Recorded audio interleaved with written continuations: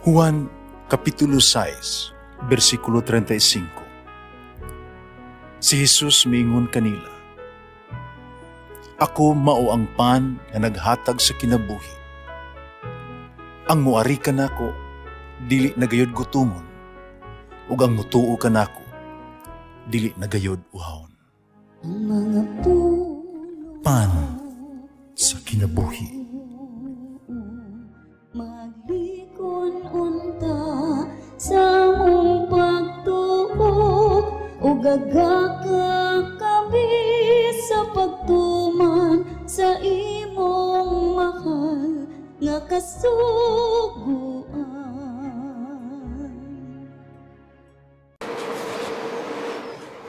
Ginumanaa kaninyo. Santos Ebanghelyo sumala ni San Lucas. Si Jesus miingon, pagkaalaot ninyo, nagbuhat kamo nindot kang mga lubnganan alang sa mga propeta. Ang mga propeta nga gipatay sa inyong katigulangan.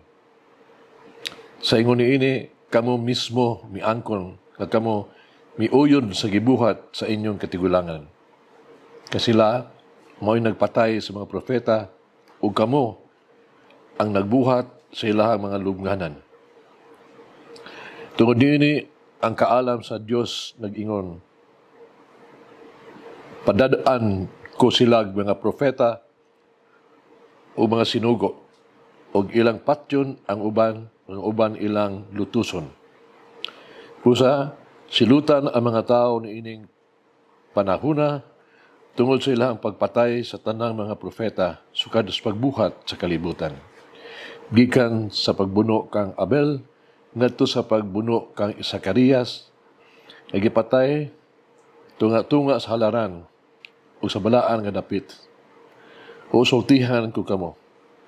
Silutan ang mga tao ni ining panahuna tungod kanilang tanan.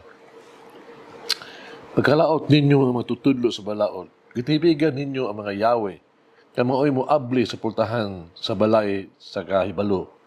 Pagka mo mismo, dili mo sulod. O gisanta ninyo ang buot musulod ni ini. Sa pagbiya ni Jesus ni atong dapita, gisaway siya pag-ayo sa mga magtutudlo sa balaod o sa mga Pariseo na nangutana sila kaniya mahitungod sa daghang pa mga butang. Isulayan nila siya paglitag or hisakpan siya nga masayop sa iyang gisulti. Ang Ebanghelyo sa Ginoo.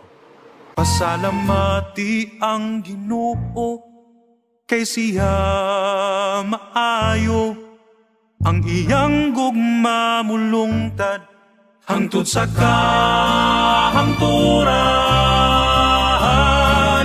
Pasalamati ang Diyos sa tanang mga Diyos, ang iyang gugma malungtaron.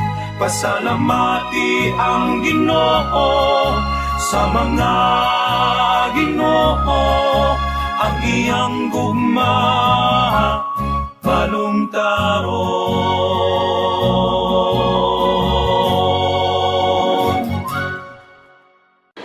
Kikundinar ni Jesus ang mga teolog scholar, mga eksperto, magialamon sa balaod. Tungod sila mga pinuhatan sama silahang katigulangan ng ipatay sa mga propeta. Iya sila ang gihimong responsable sa kamatayon sa mga propeta. Nga naman. Kitungod kay nagpadayon sila, nasama sila ang katigulangan nga nagsalikway sa mensahe sa Dios. Nagisulti pinaagis ni Juan Bautista o karong pinaagi ni Jesucristo atong Ginoo. Gawa sa dili pagsunod sa pulong sa Dios, babagan pag yun nila ang mga tao sa pagtuo, sa pagdawat sa pulong sa Dios. Kinigipatinaw sa bersikulo, kung pa kamo sa inyong kagalingon, wala mo sulod. O inyong pagipugngan kadtong naningkamot sa pagsulod. Dinhi ato ang makita ang conviction ni Jesus. Kanunay siyang andam ug dili mahadlok sa pagsulti kung unsa ang tinuod o kung unsa ang husto. Siya bukas o walay kahadlok sa pagtudlo sa sayop, no? Tulisog sa sayop sa mga pagkundinar sa mga daotang mga binuhatan. Si Jesus wala makasol sa hulga nga paghilom. Bisan kung ang mga eskriba o mga Fariseo nagsugod sa paglihok uban sa pagdumot kaniya o sa pagpangutana kaniya mahitungod og daghang kay mga butang. Kay sila naglaro manggod pagdakop, paglitag kaniya. So sa kabutangan niyang isulti diin sa masayo. Karon ng ebanghelyo naghagit kanato pagpuyo sa pulong sa Dios nga matinud-anon. Ang pagkinabuhi sa pulong sa Dios mao ang pagbuhat sa husto, unsay moral, unsay maayo.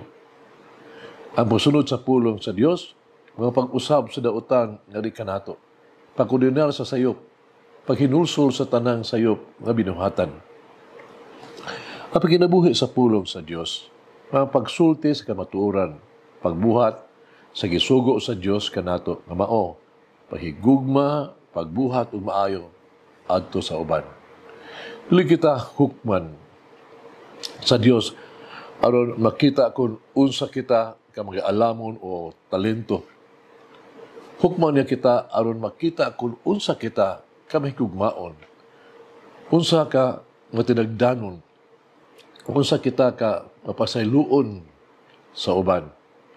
Ang Dios dili mo sukod kanato pinagi sa itong physical nga panagway, pinagi sa tuang personal nga mga kalampusan. Yang sugdo nga tuang kinabuhi, pinagi sa tuang maayong mga ehemplo ug sulungdon nga pagkinabuhi. Busa kinahanglan natong kinabuhi ang buhok ato ikinabuhi, ipuyo nato ang pulong sa Dios sa tuang kinabuhi. Sugiladong kini sa usa ka mag-alamon kayo, no? Nga dunay tambag siya, no? Sa kinabuhi sa tao, buong pa niya. In the end, tulo rin yung kabutang importante. Una, nga, unsa kalawong ang imuhang pahigugma, how deep is your love? Ikaduha, unsa kahingpit ang ato ang pagkinabuhi. How fulfilling are you with your sa imong kinabuhi, with your life. Sa kaspusan, kini mo ang usa ka gawas nun, kita makaton sa kinabuhi, sa pagpuhi. Hagit sa kinabuhi. Ako ba, lawrong, matinud-anon sa ako ang mga pulong mga buhat? Mag-ampo kita. Magagagawa mga Diyos ang maluluyon ng amahan. Ikaw, pasayloon, kanunay kang maluluyon, masinabtanon kaayo. Wala ako magtinudanon kanimo. Uban sa hinulsulon ng Espiritu, ang giangko ng ako ang mga sayop. Sa kwahe ang ako ang gibuhat, sa imong gugma ug paggiya. Ngayo ako sa imong tambag. Tuguti ako ang matinud-anon kanimo. Tuguti ako ang malig-on sa mga lihok ug mga pulong alang kanimo. Tuguti ako ang maghimong transparent sa tanan. Tuguti ako nga matinud-anon ug sincero sa ako ang mga relasyon.